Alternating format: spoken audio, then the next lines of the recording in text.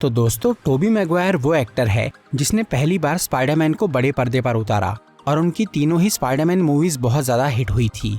लेकिन कुछ रीजंस की वजह से उनकी चौथी फिल्म कैंसिल हो गई। पर वो कई साल बाद स्पाइडरमैन नो वे होम में अपने उसी कैरेक्टर में नजर आए और अब ये कहा जा रहा है कि टोबी मैगवायर एक बार फिर स्पाइडरमैन के रोल में दिखने वाले हैं। या तो उनकी चौथी स्पाइडरमैन फिल्म आएंगी या फिर वो एवेंजर्स 6 में दिखेंगे। आज मैं आपको टोबी मैगवायर की अगली स्पाइडरमैन मूवी के बारे में बताऊंगा, तो आइए देखते हैं।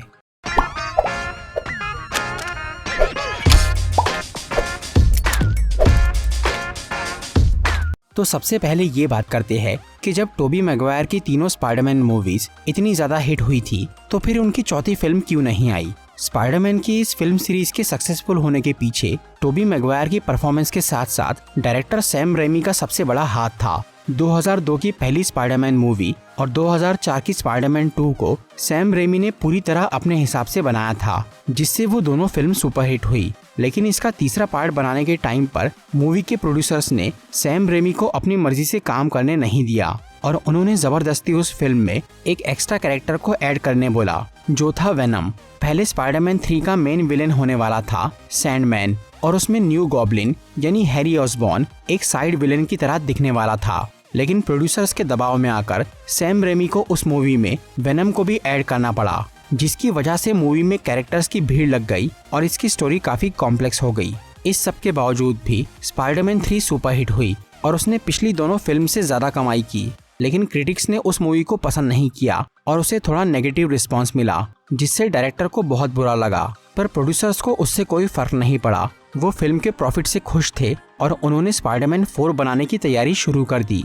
यहाँ तक कि मूवी स्टूडियो ने 2009 में ये अनाउंस भी कर दिया था कि स्पाइडरमैन 4 को 2011 में रिलीज किया जाएगा। और तब उस फिल्म की स्क्रिप्ट पे काम चालू हुआ और मूवी के कुछ स्टोरी बोर्ड्स भी बन गए, जिससे हमें ये पता चला कि उस फिल्म में वल्चर मेन विलेन होने वाला था और उसमें मिस्टीरियो का भी छोटा सा रोल था। फिल्म की स्क्रिप्ट को 3-4 बार अलग अलग राइटर्स से लिखवाया गया, लेकिन सैम रेमी को वो पसंद नहीं आई। वो नहीं चाहते थे कि इस मूवी का हाल भी स्पाइडरमैन 3 की तरह हो। उन्हें फिल्म के प्रॉफिट से ज्यादा एक अच्छी स्टोरी बनाने में इंटरेस्ट था। लेकिन समय बीतता जा रहा था और स्क्रिप्ट तैयार नहीं हो रही थी। इसीलिए सैम रेमी ने प्रोड्यूसर से कह दिया कि वो टाइम पर इस मूवी को कंप्लीट नहीं कर पाएंगे और वो जल्दबाजी में बेकार फिल्म नहीं बनाना चाहते। तब मूवी स्टूडियो ने 2010 में स्पाइडरमैन 4 को कैंसिल कर दिया और द अमेजिंग स्पाइडरमैन पे काम शुरू कर दिया। हालांकि अमेजिंग स्पाइडरमैन भी ठीक ठाक चल रही थी, लेकिन इस फिल्म सीरीज को भी कैंसिल करके स्पाइडरमैन को सीधा MCU में शामिल कर लिया गया, जहां टॉम हॉलैंड ने कैप्टन अमेरिका सिविल वॉर से एंट्री की और फिर उसकी 2 सेपरेट मूवीज आई। पर उसकी तीसरी फिल्म नो वे होम ने दुनिया को हिला के रख दिया, क्योंकि वहां मल्टीवर्स के जरिए टोबी मैगवायर और एंड्रयू गारफील्ड अपने अपने स्पाइडरमैन रोल में नजर आए और उस मूवी में लोगों ने एक बार फिर टोबी मैगवायर की परफॉर्मेंस को बहुत पसंद किया और तब से फैंस ये डिमांड कर रहे हैं कि टोबी मैगवायर की चौथी स्पाइडरमैन फिल्म बनाई जाए।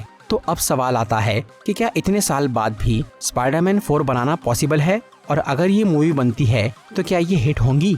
तो एक बात तो पक्की है कि अगर टोबी मैगवायर की स्पाइडरमैन 4 बन जाए तो ये फिल्म जरूर सुपरहिट होंगी। और अच्छी बात ये है कि डायरेक्टर सैम रेमी और टोबी मैगवायर आज भी इस मूवी में काम करने के लिए तैयार है। लेकिन इस फिल्म का बनना बहुत मुश्किल है, क्योंकि फिलहाल टॉम हॉलैंड की चौथी स्पाइडरमैन मूवी पे काम चल रहा है और मार्वल वाले एक टाइम पर 2 स्पाइडरमैन फिल्म सीरीज नहीं चला सकते। पर अगर फैंस की डिमांड को देखते हुए इस मूवी को बना दिया जाए तो मूवी स्टूडियो का फायदा ही फायदा होगा। तो अब बात करते हैं कि अगर अभी स्पाइडरमैन 4 को बनाया जाता है तो इस फिल्म की स्टोरी कैसी हो सकती है। 2009 में जब इस मूवी को बनाया जा रहा था तो उस टाइम पर हमें जवान पीटर पार्कर की ही कहानी दिखाई जाने वाली थी और फिल्म में वल्चर और मिस्टीरियो जैसे विलेंस दिखने वाले थे। लेकिन अब सब कुछ बदल चुका है। टॉम हॉलैंड की स्पाइडरमैन होमकमिंग और फार फ्रॉम होम में हमें वल्चर और मिस्टीरियो दिख चुके हैं, इसीलिए अब उन दोनों विलेंस को रिपीट नहीं किया जा सकता। ऊपर से अब टोबी मैगवायर की उम्र थोड़ी ज्यादा हो चुकी है, इसीलिए वो नो वे होम में भी एक मिडिल एज स्पाइडरमैन की तरह दिखे।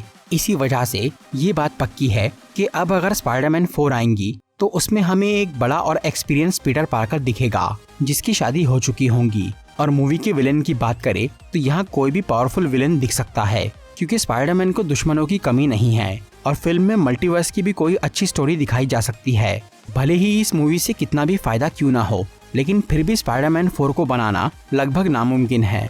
पर हमें निराश होने की जरूरत नहीं है, क्योंकि अब भी एक उम्मीद बाकी है जिससे टोबी मैगवायर फिर से स्पाइडरमैन के रोल में दिख सकते हैं। उनकी सेपरेट फिल्म आए या ना आए, लेकिन वो हमें एक और बड़ी मूवी में दिख सकते हैं, जो कि है एवेंजर्स सीक्रेट वॉर्स। एवेंजर्स की ये 6वीं फिल्म मार्वल का अब तक का सबसे बड़ा प्रोजेक्ट है, जिसमें मल्टीवर्स की बहुत बड़ी जंग दिखाई जाएंगी। और जहां मल्टीवर्स की बात आती है वहां कुछ भी पॉसिबल है। अभी तक एवेंजर्स सीक्रेट वॉर्स के लिए डायरेक्टर फाइनल नहीं हुआ है, लेकिन र्यूमर्स है कि इस मूवी को सैम रेमी डायरेक्ट कर सकते हैं, क्योंकि उन्होंने doctor strange in the multiverse of madness को बनाया था, जो कि एक काफी अच्छी मल्टीवर्सल फिल्म थी जिसमें कई सारे कैरेक्टर्स का कैमियो था और वो मूवी बहुत हिट हुई थी। इसीलिए ये माना जा रहा है कि एवेंजर्स 6 को सैम रेमी अच्छी तरह हैंडल कर सकते हैं। और अगर उन्होंने इस फिल्म को बनाया तब तो यहाँ टोबी मैगवायर का दिखना ऑलमोस्ट कंफर्म है, क्योंकि सैम और टोबी की जोड़ी बढ़िया है। वो इस मल्टीवर्सल मूवी में टोबी मैगवायर के स्पाइडरमैन को ज्यादा स्क्रीन टाइम दे सकते हैं, क्योंकि वो एक एक्सपीरियंस स्पाइडरमैन है जो कि सीक्रेट वॉर्स की स्टोरी में इम्पोर्टेंट रोल प्ले कर सकता है। टोबी मैगवायर के अलावा उस फिल्म में और भी पुराने बड़े हीरोज दिख सकते हैं, जैसे आयरन मैन, कैप्टन अमेरिका और वोल्वरीन। एवेंजर्स सीक्रेट वॉर्स 2027 में रिलीज होंगी। तो दोस्तों, ये थी टोबी मैगवायर की नई स्पाइडरमैन मूवी के बारे में कुछ इन्फॉर्मेशन। अगर आपको ये वीडियो अच्छी लगी हो तो इसे लाइक और शेयर जरूर करिए, और ऐसी ही इंटरेस्टिंग वीडियोस देखने के लिए सब्सक्राइब कीजिए हमारा चैनल और इस बेल आइकन को दबाइए ताकि आपको हमारी वीडियोस सही टाइम पर मिल सके।